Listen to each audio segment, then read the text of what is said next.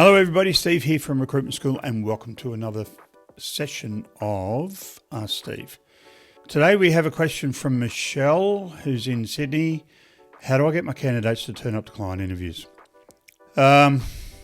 Michelle, this comes back to a recent Ask Steve where we were talking about ghosting and why candidates are ghosting. And I don't really know whether we answered that question, but there's definitely something to be thinking about because we've got a situation now where people in general, and this is a generalisation, and I apologise for a generalisation, but we need to use one here. We've got a situation at the moment where people just don't care. They don't care about you. They don't care about the client. They don't care about anything. They don't care about the ramifications. They don't think about what it's like to be a client or an employer who's waiting for somebody to turn up to interview them to see if they're the right person. They don't care about your time. They just don't care, right? So how do we address that? Is the main question here. And as I said in the ghosting video, I don't know if we can address that. We can't change that. That's just the way the world is now. So the question is now, how do we actually cope with it and how do we work with it rather than trying to fix it? Because you're not going to fix it. You're just not. So how do you get your candidates to turn up to client interviews or interviews with client?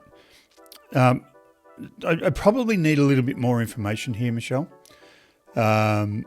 I'd like to know how many people you are booking on interview and how many people are not showing up. But here's what I would do.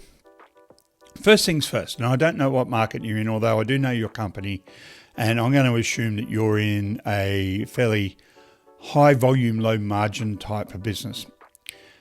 Here's what I would do. The first thing I would do is I would not book any interviews, given that I think you are in that high volume, low margin stuff. I would not book any interviews for anybody outside of a week from now. Right, so we're talking 2 days, 3 days max, because so much can happen in a week. Like, so if I'm your candidate, I've said yes, I'm going to see Donald Trump at Trump Enterprises on Wednesday next week, and it's Wednesday today. That's too far away.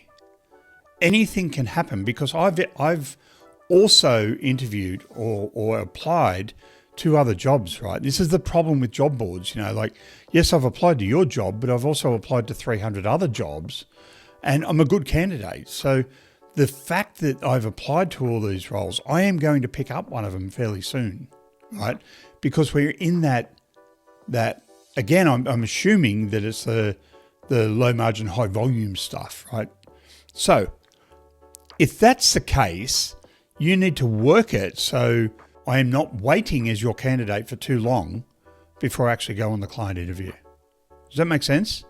So I wouldn't be booking them any more than 3 days out, and then I'd be on them to make sure that they actually turn up. Have a look at the video on how do I get my candidates to stop ghosting me. Have a look at that video because in that one we spoke about the analogy of fishing and having a fish on the line. If you've ever been fishing, you'll feel it when they're on the line. And it's exactly the same as a candidate. You'll feel that they're really keen, they're invested in it. Right? So if your candidates aren't turning up for interview, there's a reason for that. And it's because they're not invested in the role. Okay, so what we need to do is we need to get them invested. And if they're not invested, you're not feeling that investment, right? It's got to come here. You got to feel it. If you don't feel it, don't put them forward. Or book them in and say to the client, hey, I've got a bit of a problem. I've got a monkey on my shoulder with this guy. He says he's really interested, but his behavior is not telling me that.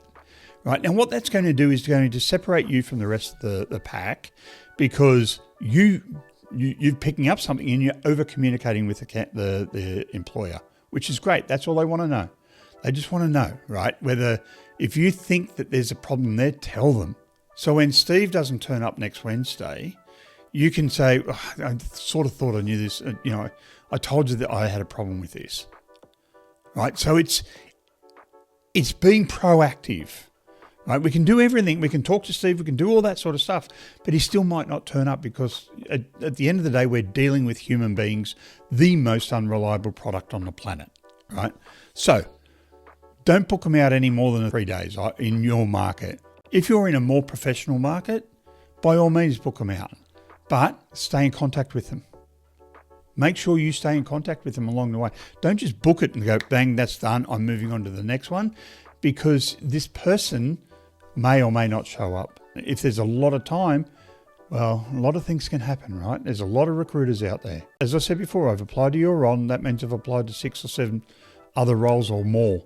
And if I get a phone call and somebody offers me a role basically straight away, I'm gone. And going back to what we said earlier, there's this element now that we don't have the common decency to call and cancel. We just don't show up. It's easy.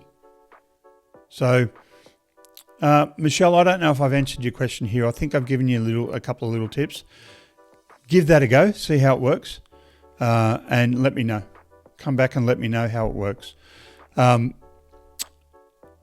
It's an interesting market now. It's a very interesting market. It never used to be like this. It's like it now. So we just have to work with it and do our best around it. Hey, listen, thank you for your question, Michelle. If you have any question that you want answered, go to recruitmentschool.com.au, click on Ask Steve, and a page will come up where you can put your question.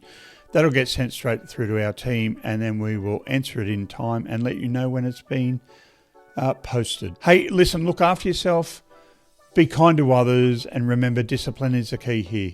So stay focused, stay disciplined in your business, and I look forward to talking to you soon.